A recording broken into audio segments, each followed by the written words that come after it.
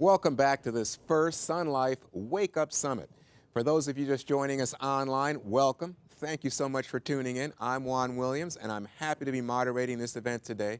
Our topic is healthcare reform. Obviously, it couldn't be hotter. It's in the news this very day as public exchanges open and is, of course, part of the political dispute over the government shutdown.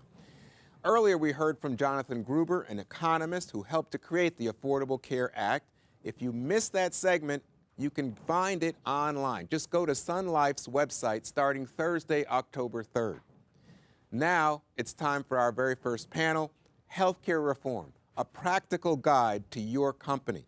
We're going to use this hour to kick the tires, explore some of the realities that business owners, employers, human resource professionals will face in the next few days, the weeks, the coming years. And we'll talk about what brokers can do to help them. Our panel, Carol Hartnett, benefits consultant to major companies. She looks at the cost and the benefits of various plans. Today, she brings us insights based on her recent work with small and medium-sized businesses. Please help me welcome Carol Hartnett.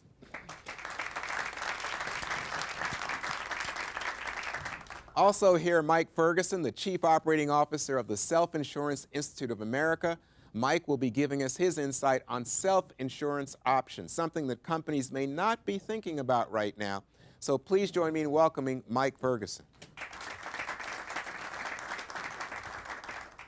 And Barbara Newick, she's a principal with PricewaterhouseCoopers in their health and welfare practice. She's going to help us understand overall strategies and compliance issues that companies face. Again, please join me in welcoming Barbara. So again, we're here to talk about practical issues that businesses, employers, HR people, brokers face in the next phase of the Affordable Care Act. We want to give employers and brokers information they can use, information they can act on today. So my first question goes to you, Barbara. What's the biggest misperception you're hearing from large employers? I asked a similar question to Professor Gruber. You heard his answer. What's your answer? I would say the biggest misperception is how much is this really going to cost them. Initially, they thought it would cost a lot, and as it's come in over the last 2 years and up to 2014, they realized maybe it wasn't as big a deal. I will say, though, there are certain industries where it is a huge deal. If they have a lot of part-time workers or workers that are per diem workers, it affects those industries a little bit more. So understanding how to play and when to pay has also been a big issue. But overall, the cost hasn't been as difficult as they thought it would be. So not socialism, not Mr. Gruber's answer, huh? No. Hey, by the way, when you're dealing with the people who have the part-time employees, you said it's a big impact for them. What we heard from Professor Gruber was, well, it might be a good thing that those employees will find more affordable insurance in the marketplace. Is that right? Absolutely. I think Trader Joe's was in the news last week for doing that, letting their part-timers go to the exchanges because they didn't make a lot of money being part-time and they can get a good deal on the exchange. There are employers, though, that have more part-time people that are over that 30 hours where it's a big deal and they need to figure out what they're going to do. They don't want to reduce the hours and cut back those benefits, but they may want to think about their hiring practices going into the future and how to balance their workforce between full-time and part-time employees. Mike, what's the biggest misperception you're hearing from the small and mid-sized companies? Well, I'll tell you what, from my vantage point, just coming from the self-insurance world, one of the interesting things is self-insurance has historically been a fairly sort of sleepy subject. It hasn't really got a lot of media attention. And one of the things that I guess a misperception is out there is, no matter what your particular viewpoint on the healthcare law, is that the employers are moving towards self-insurance to bypass or as an escape hatch from the ACA. And I think it's important to step back a little bit and just sort of, as a touchstone, remind everybody or perhaps educate everyone for the first time that there are really two varieties of self-insured plans. There are grandfathered plans and non-grandfathered plans. The grandfathered plans meaning those that were in existence at the time the healthcare law was adopted, and those, everybody else that has come afterwards, are non-grandfathered plans. And interesting, the non-grandfathered health plans are the ones, they really don't escape or get out of any of the ACA requirements. I mean, there's a whole list of those that they fall under in terms of regulatory compliance. So the issue, the perception that self-insurance somehow gets you out of healthcare reform, and that is a motivating factor for employers. That's really not true. It's really the employers that are looking, and frankly, the perception is driven not necessarily from the employers themselves, but a lot of time from their advisors. We see a lot of sort of advertisements in the marketplace which we don't think are particularly helpful. For instance, that somehow if you go to self-insurance that you're able to somehow escape or bypass the healthcare law, but in fact you're subject to almost all of the same requirements as a non-grandfathered health plan as traditional insurance companies. And again, remember, not everyone listening is in the business. You have some employers here who want to know, tell us about that self-insurance market. What exactly does that involve?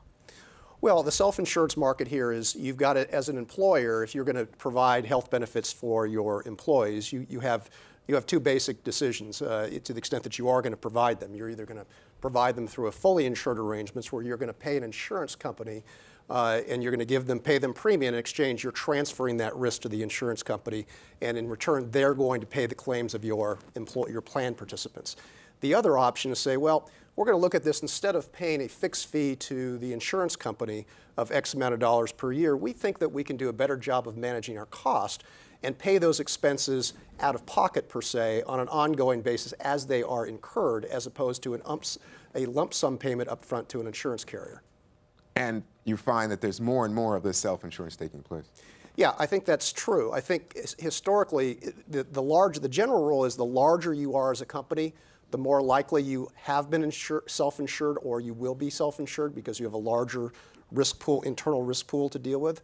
But you are seeing more companies in the smaller and mid-level space that are looking towards self-insurance. But again, not necessarily because they're bypassing the ACA requirements, but they feel that they can better design the benefits for their employees because they have the ability to customize their health plan design, and they also think they can do so more cost effectively. And by the way, when you talk about big employers, you're talking about 1,000 employees or more? Well, if you look at the market share, if you look at, say, for instance, the Fortune 1000 marketplace, virtually all of those companies are self-insured. It'd be an odd exception if you weren't as part of that Fortune 1000 group. And I think the number sort of graduates downward as you go down in employee size.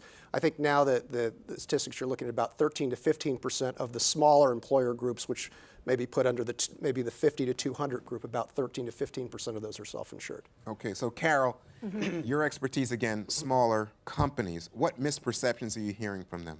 You know, it's probably a couple. One is they're worried about their profitability. They're thinking if I have to offer a variety of choices or if I've never offered health insurance before, that this is going to really impact their bottom line, that they're not going to be able to continue in the business. The other is the smaller and the mid-sized companies tend to be really creative with their benefits sometimes. They do fun things. And they're worried that all of their focus is going to have to go on health insurance to the consternation of all the other benefits that they offer that in many ways create the culture of that company. Well, tell me a little bit about a real experience that you've encountered here where a company was doing something innovative or different beyond healthcare and suddenly said, no, we can't afford to do it. Well, I have an employer I just talked to this past week. He is a small defense contractor, but still a small employer, very rich company as far as their profitability goes. They provide free health insurance, not only for their employees, but for their spouses, for the dependents. But they also do fun things like they have an employer garden. They offer free surfing lessons because they happen to be offered on the California coastline is where most of them are based. And they're worried that these smaller expenses that they do in hiring a gardener who helps create the garden, in bringing in a surfing guy who helps teach surfing, is not something they're going to be able to afford anymore because they're going to have to put so much focus on healthcare and they're afraid that the premiums are going to keep going up. Well, is it justified? You know, to some extent for some employers it will be, you know, but for smaller employers there may be some tax credits that are available to them that it won't be as much of an issue. But one of the things that's important for small and medium and even large size employers to know is they're going to be offering their employees a lot more choice. And we know that employees like choice. And what we're seeing in the early experimental stages of this act is that employees in many cases are buying down from the coverage that the employer used to offer to them. So it's interesting to watch the employees as they react in these early stages. So they're keeping insurance, but they're actually buying less insurance. Correct. Now, is there a distinction between younger people and older people? No, it seems to go across the board. So when they're making their own decision, they are moving away from the richer benefit. And we're actually only seeing about 10% of employees actually buy up or above or beyond what you see the typical employee buying. Well, that's interesting because it's counterintuitive. You would think that Right. people would want better plans, but they don't. You know, maybe it's related to the argument on the Cadillac tax, that we think people want these ultra-rich benefits. And when you're behind the wheel of making the decisions, sometimes you think differently, you know, when you're going to actually make the purchasing decision yourself. I guess that's one of the elements then driving down the cost of healthcare overall. So for all of you, again, so many people in our audience are brokers. What's the future for brokers? Let me start with you, Barb. I think you know, there will always be a market for brokers. Brokers provide very good advice to their clients, and their clients in the healthcare arena and the rest of the benefits arena, especially now, it's a little bit complex and a little confusing. They need that advice. So I think there will always be a future for brokers. I think the real issue is how do they continue to add value and how are they compensated for that? And there's a fear that the commissions are being squeezed. You had mentioned that before, especially in the large group where the MLR, the medical loss ratio, has to be, can't be any more than 85%.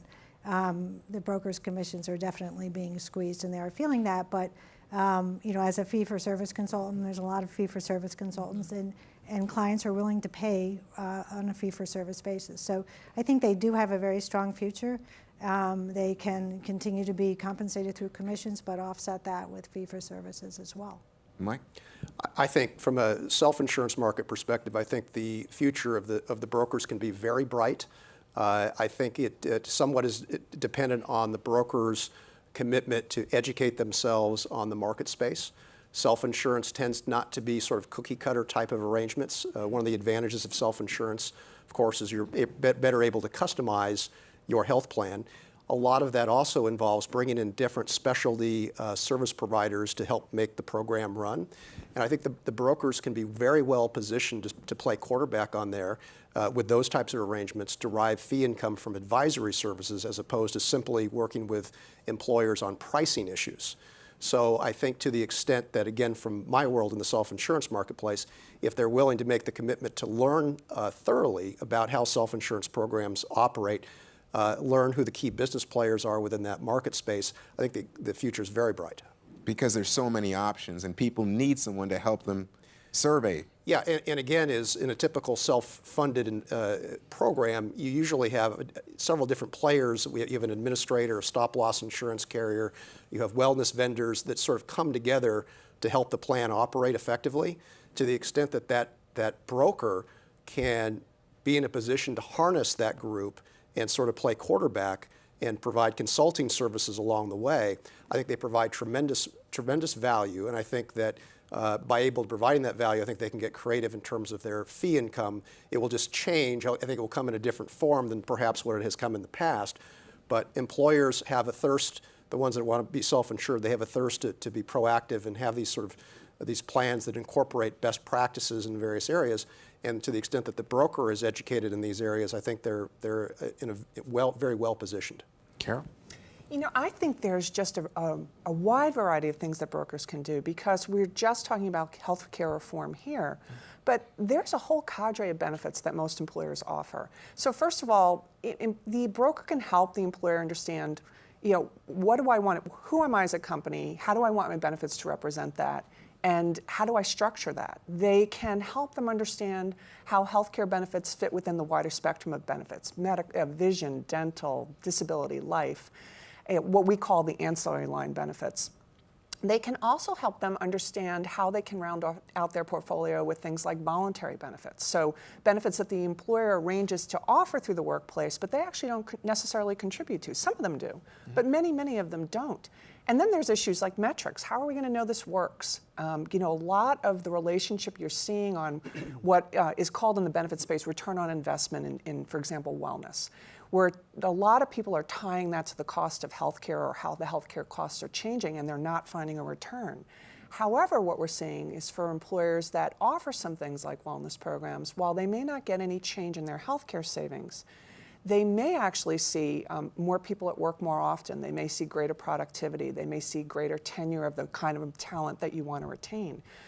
And then you also can help employers walk through how to do this well. I don't know if you followed at all the controversy that went on at Penn State this summer with how they, I will use the word, unfortunately rolled out their wellness program. And they made so many errors that a good advisor really could have walked them through a different way to do that. So I actually think there's more opportunity for brokers as they look at the employer on a global basis.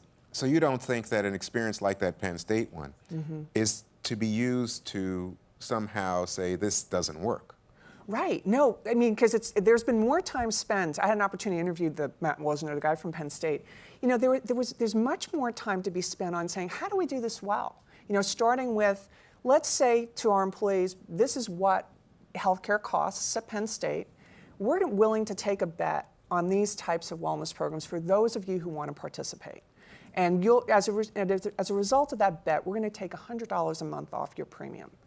And that's a different way to, that's even just communication, right? That's a different way to offer it. And then they could have probably gotten some advice on, because some of the things that the professors were concerned about was, is this actually going to save money for Penn State? And the reality is, the way that Penn State chose to start, there's never really been a return seen on healthcare costs related to those particular mechanisms that they decided to use.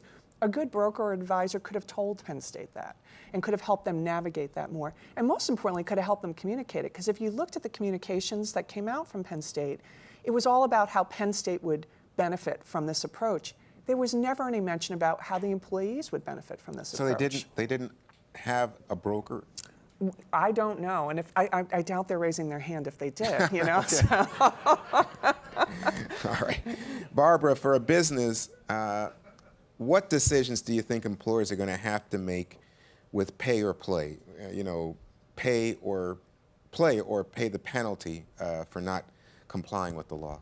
Well, I think most employers have made the decision on whether to pay or play. And I think, you know, when we talk to our clients about it, we look at it more about when to play and when to pay. Because in some situations, it makes sense to send your employees to the exchanges, to the public exchanges. So you need to do an assessment. You need to look at your benefits, because whether you pay or play, you can get excise taxes anyhow. So you have to make sure that your benefits comply and that your eligibility complies, that you're meeting all of the mandates as specified by the ACA, the Affordable Care Act, and then determine whether or not you are in compliance, and are you going to offer 95% of your employees that are full-time by the government's decision benefits, or pay a significant penalty like $2,000 times all the number of employees you have minus the first 30. Or are you going to provide coverage but maybe it wouldn't be affordable, or provide the essential benefits or the minimum actuarial value benefits, and those people go to the exchange, and then you would be penalized if they are eligible for a subsidy. So you need to do the math. You need to kind of go through the benefits, looking at your population. Does it make sense for me to provide benefits, and what will that cost now and into the future? Or what does it make sense to bifurcate my staff to some extent, or my employee population, and let some go to the exchange because they can do better on the exchange than they're going to do here. And then again, it's so important that people make sure that they comply with the mandates, because failure to comply with the mandates means that you're going to have a $100 penalty per day per person that you don't comply with, and that's $36,000 a year. That's not $2,000 a year. So it's important that, and that's something I think that the brokers can help with, really tease through the benefits, tease through the eligibility, make sure you understand the mandates, and make sure that your clients are in compliance. The biggest compliance issue, I mean, most employers have, at least on the large sides, have gone through that. The biggest issue is the Cadillac tax. And Jonathan talked about how the Cadillac tax really is geared at very rich benefit plans. But if you live in this part of the country, maybe even the corridor from Washington through New York to Boston, it's a very expensive place to get health insurance. And I have clients now that have only high deductible plans that will trip the Cadillac tax. And those are not really rich benefit plans at all. So they are setting strategies now for how to comply to avoid that significant excise tax come 2018. And what's the pattern there? How do they avoid it? Well, I think what employers are trying to do is, we do a survey every year, and over 85% of people are looking at redoing their benefits. So definitely stepping up consumerism, increased high deductible plans through consumerism. Some are looking at private exchanges. Wellness is definitely being considered, even though the interesting thing is most employers, over 90%, don't measure the return on investment. Or don't think that there is a return on investment. They're all doubling down on their wellness activities, which was a strange outcome of the survey. Just because intuitively they know it's a good thing, they're looking at measuring it from a more complete basis, taking into account absenteeism, higher productivity, the avoidance of more chronic illness over time. So this is what you were saying. I mean, Exactly. But so this is one of the new developments. It's something that there's more investment in now. There's always been investment in wellness, but because the law gives you the permission to create better incentives for having people use wellness, there's much more activity around wellness. Mike, what are you seeing here in terms of this wellness development? Well, I think wellness is a very hot subject within certainly the self-insured community, because that's the employer's own dollars. Right. To the extent that they are able to reduce the outlays, that's all to the good. Their workers are better. I think was touched on earlier that the challenge is how do you quantify the wellness, and what is the holy grail in terms of actual effectiveness. Some wellness programs have a longer life cycle, if you will, to sort of be able to determine the return on investment for the wellness. So I think employers, there's a lot of, well, I will say generally, there's a lot of innovative stuff that's going on in the marketplace. There's a lot of companies that are understanding that if they can deliver on this holy grail of actual return on investment dollars, the employer community is going to gravitate that. So I think there's a lot of experimenting going on right now with employers. I think employers, to some degree, I think they have a little bit of skepticism from the ones I've talked to. They want to see a little bit more proof these days than maybe 5 years ago when wellness sort of popped onto the scene, so to speak, that there may be, they've had a little experience. Some things may have worked, some things may have not lived up to expectations. So I think from the employer community standpoint, I think they're requesting from those that are bringing the wellness solutions, well, show me a little bit more. How can I measure this?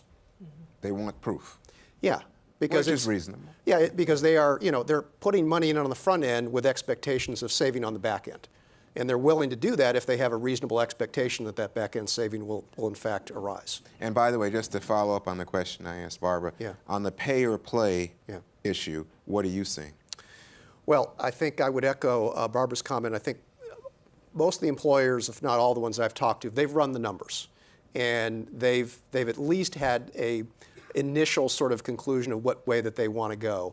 But that said, is also the feedback that we're getting is probably in 2014, again, at least this is just the anecdotal feedback that I've received, is that you may not see much significant activity in 2014. Even the employers that have their sort of initial conclusions of what they want to do, I think the consensus is among most, probably not all, but most, is they want to see how things play out in 2014. They want to see, are these exchanges going to work? Are they not going to work? I mean, for instance, if you're inclined to say, well, we've run the numbers and we think it's a better decision to put some or all of our employees onto the exchanges, but let's see if these exchanges work as the way they're anticipated. Maybe we may pull back from that decision if the exchanges don't work as anticipated, or it could be the other opposite way. Maybe they're inclined to keep their plans as is, but perhaps 2014 sort of rolls out and the exchanges work wonderfully, and they may say, well, our employees will be happy with this. I mean, keep in mind that again, coming especially from a self-insurer standpoint, you are essentially the insurer. Your employees, and if you are it's maybe to a lesser extent if you are a Fortune 500 company where you don't necessarily have the personal relationships between the executive board and each of your employees. But if you're a 100, 200 person widget manufacturer in Oklahoma, if you're the CEO of the company, you probably know most, if not all, of your employees by their first names. You may know some of their families. So the decision to displace those employees from your group plan, if you displace them in a way that they have negative consequences, if I'm sitting there as the head of the company, I don't know if I want to do that. Again, on the other hand, if everything's working well, then maybe you do want to go. So I think 2015 is probably going to be a more significant year to witness any migration. Again, that's just from the informal feedback that we've gotten from folks that I've spoken with. So we don't see the patterns yet. We don't have the answer. No, we don't. And to really not to reiterate what Barbara and Mike said, Milliman, who is a research organization, has looked at this with 300 smaller to medium-sized employers, and they only made a recommendation on 3 to move their employees into the public exchange. So on the whole, it appears right now to sit and hold. I think that's what most employers are going to do. And to Mike's point, they're going to take a wait and see, and let's see how these public exchanges work out. But you do think that there'll be more private exchanges then? The private exchange, yes. Well, I think what's important about private exchanges, and I know Barbara speaks a lot about private exchanges as well, is to first of all remember that only 1% of Americans are currently in a private exchange. And for an employer to even consider it, they have to do something first that's called a defined contribution, which means that I'm going to set aside X amount of dollars every year for each employee. And essentially, we saw this in the past with something that was called cafeteria plans. And then employees can kind of migrate through and use these dollars as they will. What they're now going to do is move them into a private exchange where there's an array of choices. For example, Anthem is moving out with one that's going to have 8 choices for employees in the private exchange, everything from a very low, no-frills program to something that's very high-end, and let the employees choose. But it's not necessarily that clean because the employer is shifting their relationship with the employee. They're no longer really brokering or managing their benefits. They're moving them to a place where now the relationship is between the insurance company and the employee. So employees lose what some would call their advocacy role. So employers, in many cases, smaller employers, like to be a big advocate for their employees at times. The other things, we're just not 100% sure how it's going to work. For example, currently most of the private exchanges that exist, with the exception of one, aren't able to say whether the spouse of the employee is covered under a different plan.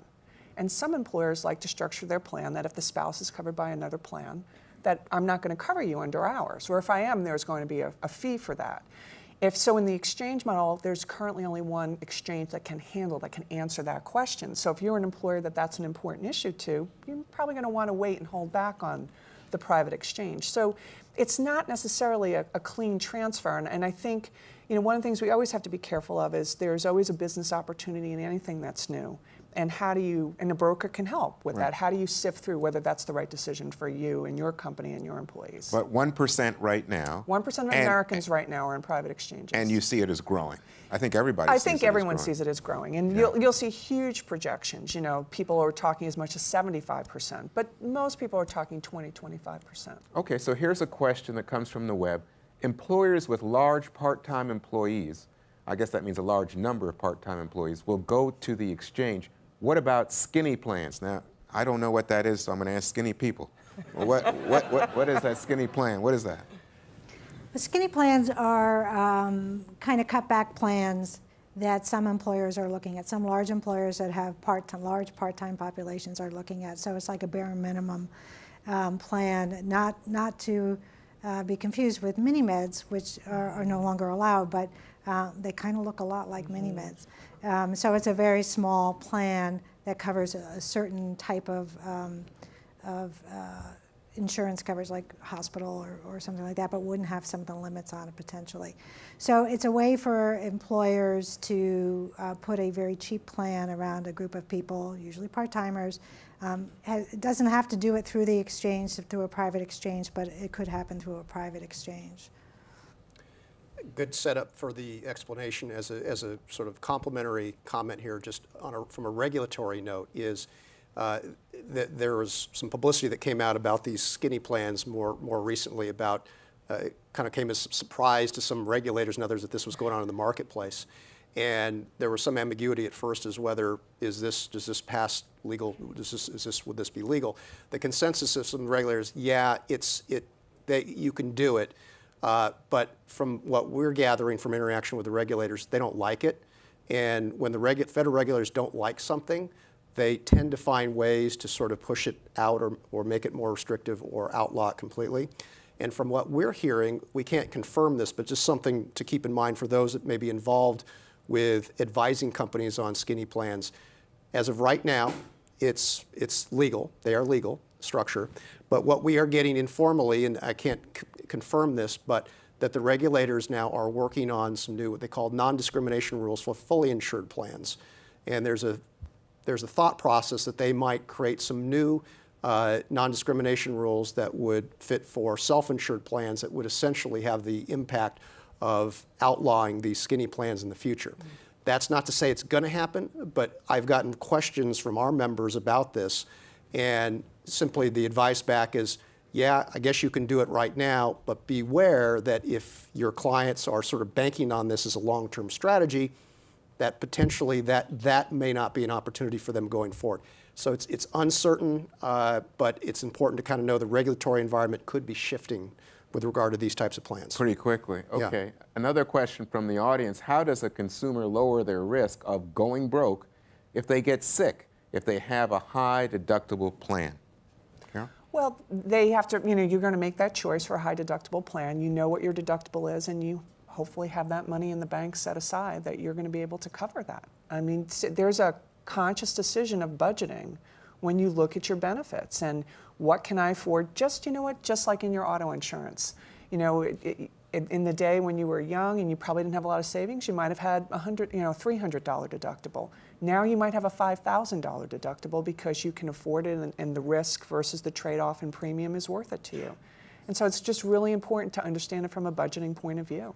But again, for young people, they're the ones that would be most likely to buy the cheaper plans with the high deductibles, and they might not have it in the bank then. And they might not.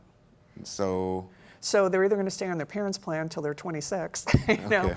and then, but they may be able to afford, because they're the young invincibles, Right. They may be able to afford a plan that's a little bit richer, and they don't need to go to necessarily the high deductible plan. Again, it's just this concept of planning, which once again is why brokers are important, and the communication plans that are attached to the rollout of these are critically important. I think that there's another option too, especially as you're looking at private exchanges, which tend to offer an array of options. Is very often there is the ability to purchase an accident indemnity kind of plan, or there's a duck on TV that always says something about, if I broke my leg or I go in the hospital, I can get money.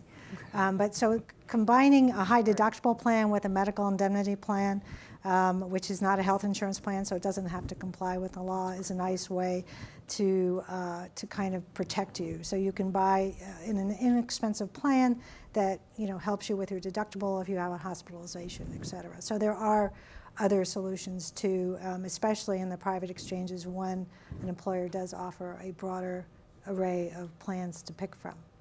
Okay, another question from the web. Won't all employers want to move toward private exchanges to better control cost? Isn't this the same shift that happened in terms of the shift from pension plans to defined contribution 401k type plans?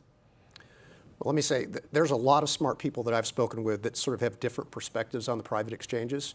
And to be honest with you, I'm not sure exactly whether this is a net plus or net minus in the long term.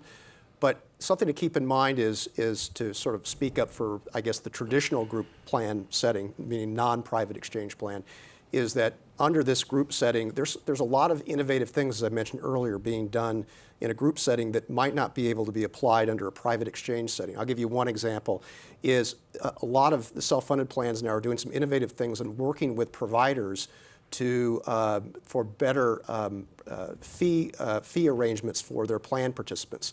For instance, they're starting to move away from the typical PPO arrangements where everyone's in a network to contracting specifically with individual hospitals and providers and setting up a fee reimbursement similar to, say, a Medicare Plus type scenario where the cost of that care turns out to be more cost effective for both the employer and the employee who has some cost sharing aspect of that. So that's simply to say is that there could be some advantages under a private exchange system, but not to overlook from a group setting that sort of the way things are going on now, there's a lot of things that are being done to control costs that may not be applicable under a private exchange setting. But again, lots of very smart people that are looking at this from different perspectives, so we'll kind of have to see how the market plays out.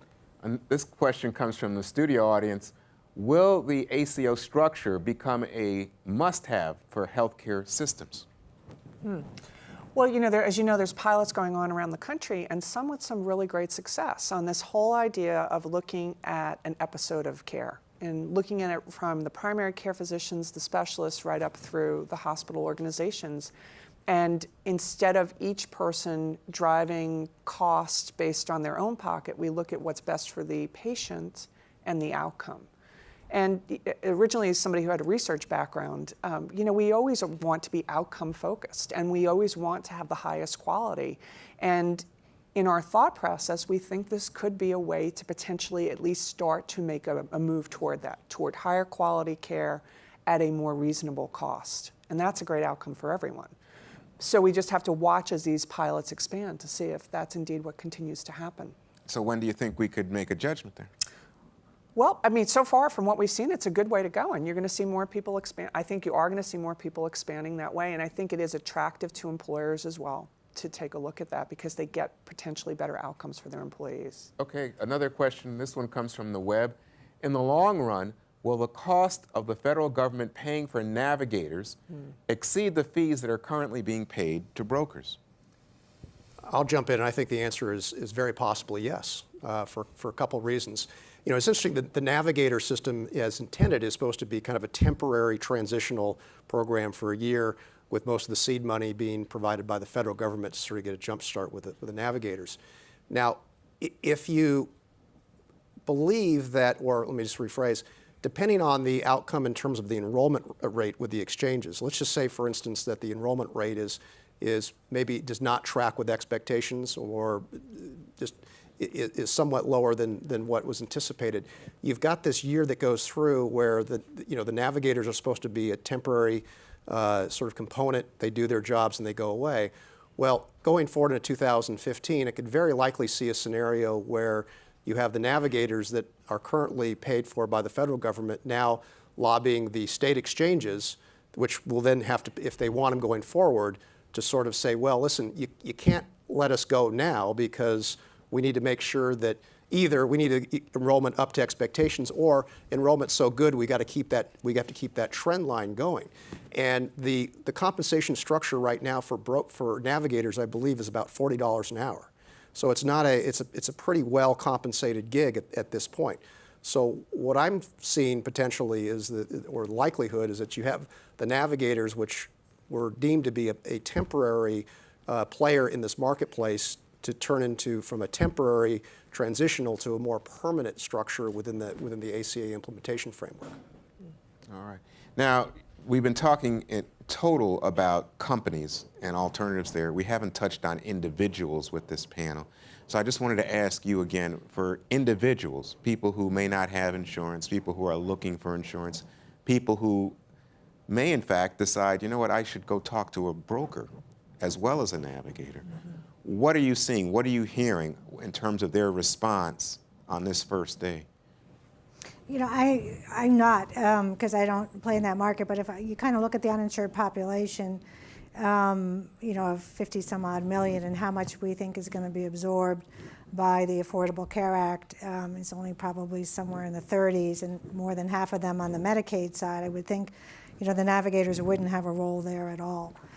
So I think that the population that, is a potential for a navigator is, somewhere probably between that 15 and 17-ish million people, maybe. So, I think individuals are confused. I think the press has been confusing because we talk about exchanges and people don't understand the difference between a public and a private exchange, and so all the news about the public exchanges not being ready and all these employers moving to the exchange, they don't understand that there's a difference.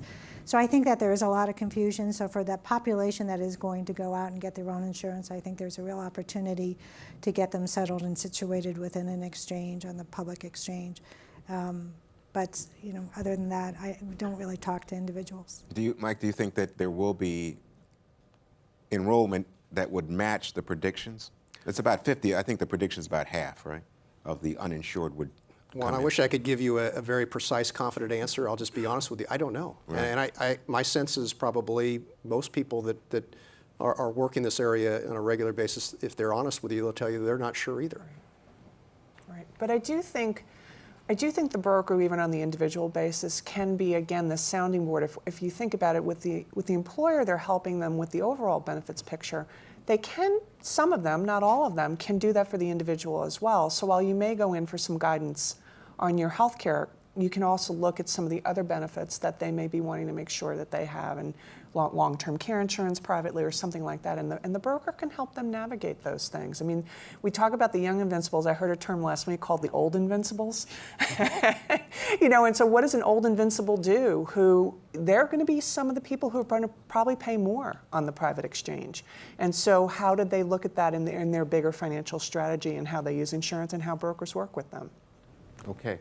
This question is from the studio audience. Do you think employers will adopt different strategies by employee segments, send lower wage employees to the public exchanges, I should say, and offer traditional benefits to middle managers? I think so. But one of the things that Mike mentioned before, the one key component to the Affordable Care Act that has yet to be inscribed into legislation is this non-discrimination rule. And everyone's kind of waiting for that shoe to drop, because we've always had non-discrimination on the self-insured plans, and now we're going to have it on the insured plans.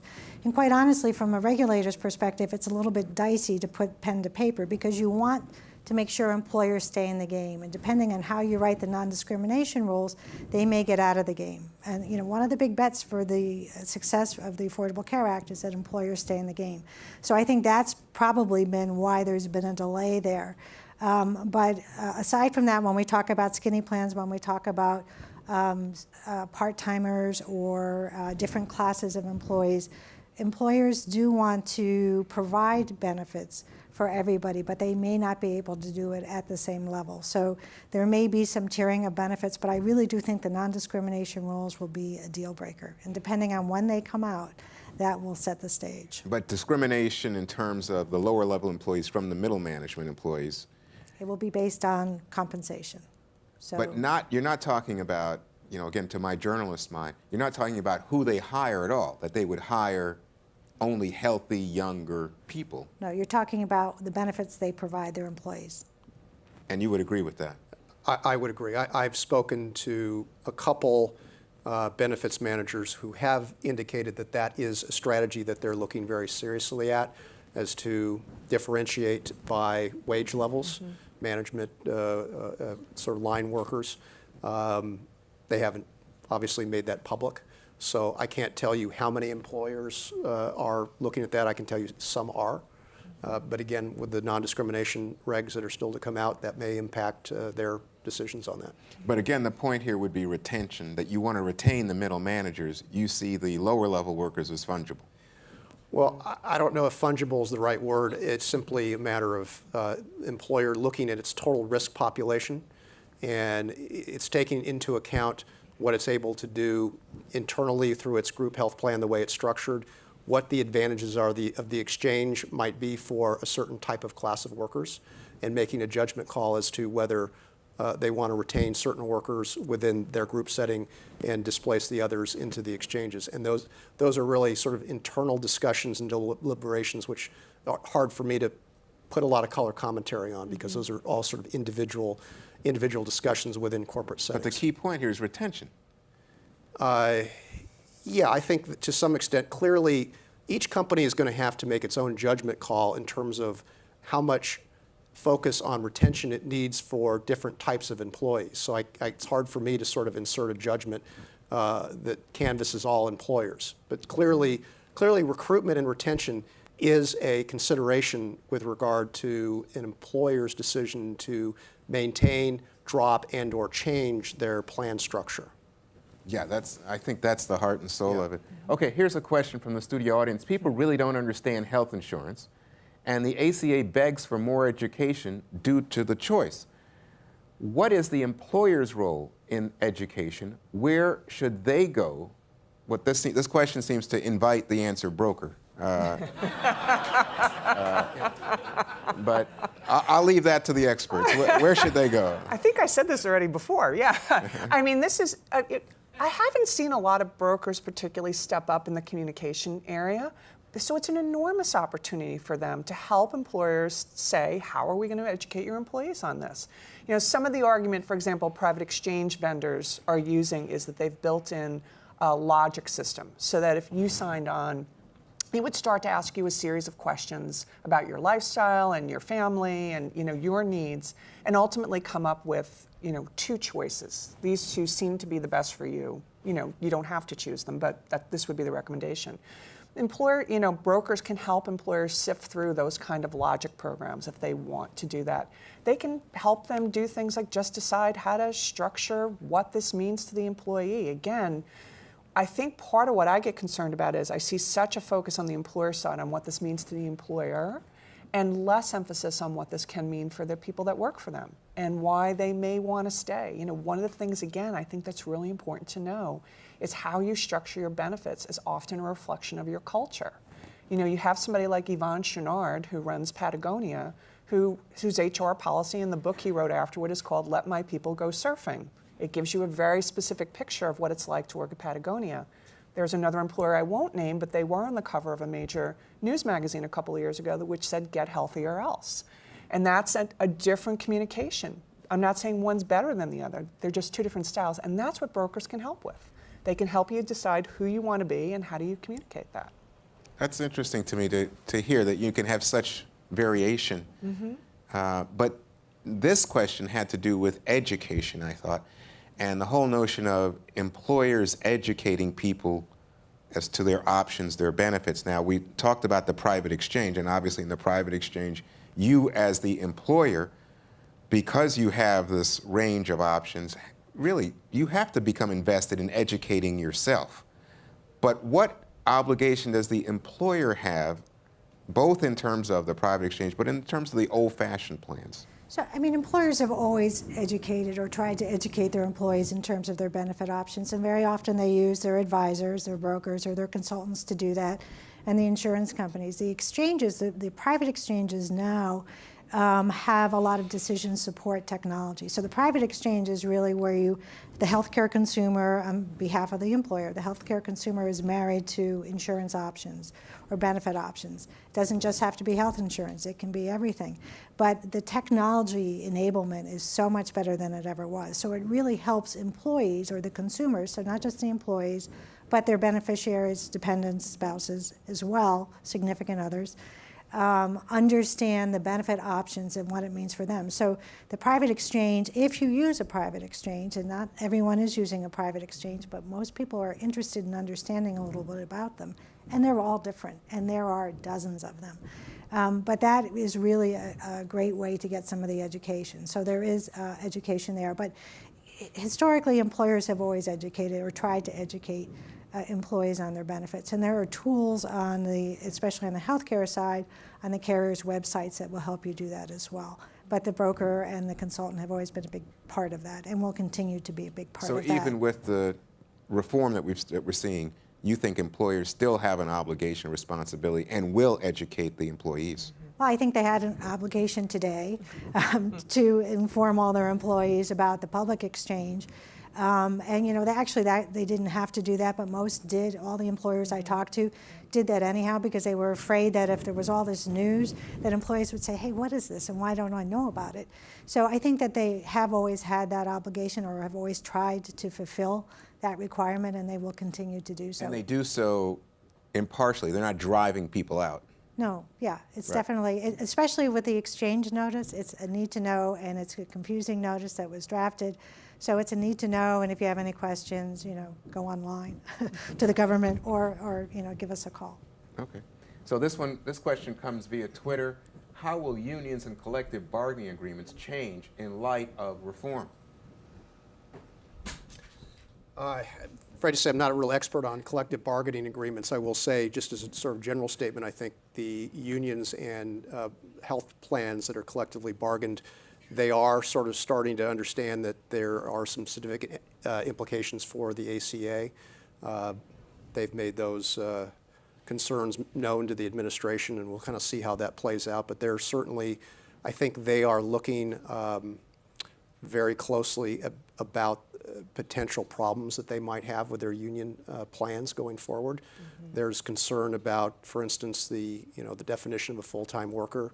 There's definition about the elimination of the lifetime and annual limits that are exposing them to higher liability, and some other technical issues or concerns that they're looking at. So unions are definitely more engaged than, ironically, than they were at the beginning of the debate over healthcare reform. It's interesting, I mean, because clearly the reason they're interested in the part-time, full-time is equivalence because those are union members or non-union members. That's right. But the part of this issue also has to do with the Cadillac plans, because so many times when you look at benefit packages, the unions negotiate not for the pay raise, but for the benefit. And that benefit under I think it's a 2018? Yep, that's right. That would then suddenly be penalized. Yeah. So if you're advising the unions, what are you saying to them at this juncture? If you're a broker, if you're what are you saying to them? Well, I think in advising unions, I've talked to a lot of employers that have unions, so we have been advising them to make sure that the benefits are compliant. Even though that they're negotiated, it's very important as the sponsor to the unions that, because we got to figure out where the penalties are going to fall. But there could be ramifications on both sides. So it's important to make sure that there is compliance in terms of the benefit requirements. And Mike's absolutely right. A lot of times they will negotiate, and sometimes unions have very, very skinny plans. Not like the other skinny plans, but depends on the union. But they can have very poor plans where they don't cover any dependents. I've worked with unions that have done that in the past. And they can have really rich plans. So it's all over the board. You got to look at the benefits. You got to look at the requirements. You have to see where you are from a compliance perspective. And you've got to get management and the union leaders at the table to kind of go through this and make sure that together they come up with something that's going to comply or there's going to be penalties to be paid. So again, this is a role for a broker much more than... Absolutely. Yeah. Absolutely. This is okay. So we have one last question. What will happen to health savings accounts? Who wants to take that? I'll start, and I'm sure Mike would like to jump in. I think HR health reimbursement accounts have been a little bit under fire, but health savings accounts coupled with high deductible plans or consumer-directed health plans, we'll have to wait and see. But we think that as long as there is an insurance plan behind it, we are expecting that health savings account will continue to live into the future.